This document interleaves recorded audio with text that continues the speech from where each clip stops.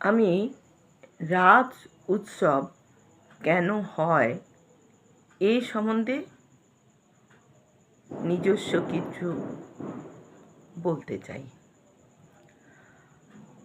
কার্তিকী পূর্ণিমায় রাতে আঁধার কাটল এক মোহিনী মায়ায়, চন্দ্রপ্রভা কিরণ বুলায়। বৃন্দাবনের নিধুবনে জোছনা মুখর লাল আভা থেকে ইন্দু যখন গৌরবর্ণের মাধুর্যে প্রকট, সেই ক্ষণে শ্রীকৃষ্ণের অনন্ত যৌবন উথলি উঠেছিল।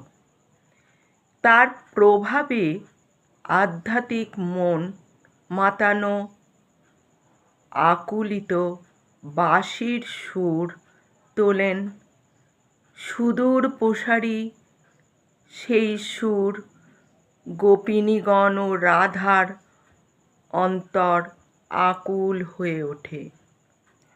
শ্রীকৃষ্ণ বিহনে পাগল হয়ে ছুটে চলে যায় মিলিতে ঈশ্বরের সাথে।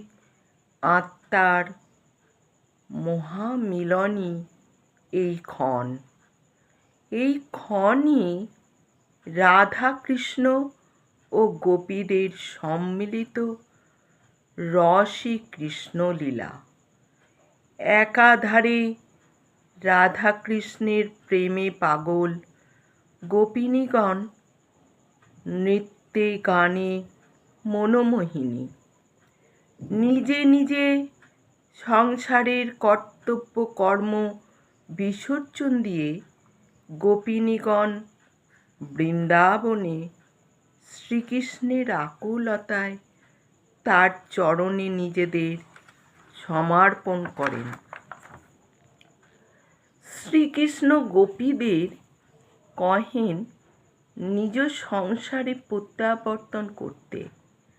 গোপীগণ নিজ মতে ছিল দৃঢ়চিত্ত, ঈশ্বর হয় ভক্তের অধীন।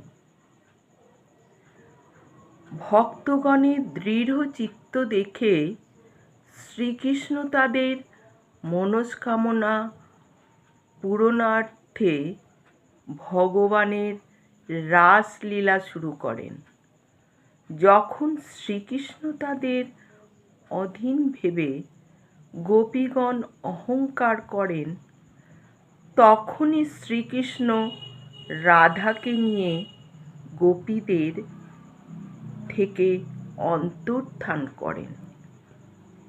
শ্রীকৃষ্ণকে হারিয়ে গোপীবৃন্দ নিজেদের ভুল বুঝলেন। ভগবানকে কোনো মায়ায় বন্ধনে আবদ্ধ করা যায় না। তিনি ত্রিজগতের পতি। তখনই গোপীগণ একাগ্র চিত্তে শ্রীকৃষ্ণের স্তুতি শুরু করেন। ভক্তগণের ভক্তিতে সন্তুষ্ট হন ভগবান। তখন মানব জীবনে ভক্তদের অন্তর পরিশুদ্ধ হয়। গোপীগণের ইচ্ছায় শ্রীকৃষ্ণ সম্মান জানিয়ে যতজন গোপী ছিলেন ততজন কৃষ্ণ হয়ে তাদের অভিলাষ পূর্ণ করেন। তখনই গোপীগণ জাগতিক ক্লেশ থেকে মুক্তি লাভ করেন। এইভাবেই রাস উৎসবে প্রচলন ঘটে।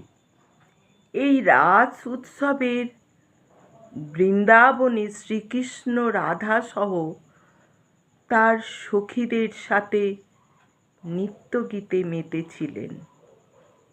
শ্রীমদ্ভাগবত গীতায় মতে শ্রীকৃষ্ণ যোগমায়াকে সমীপে গ্রহণ করেন।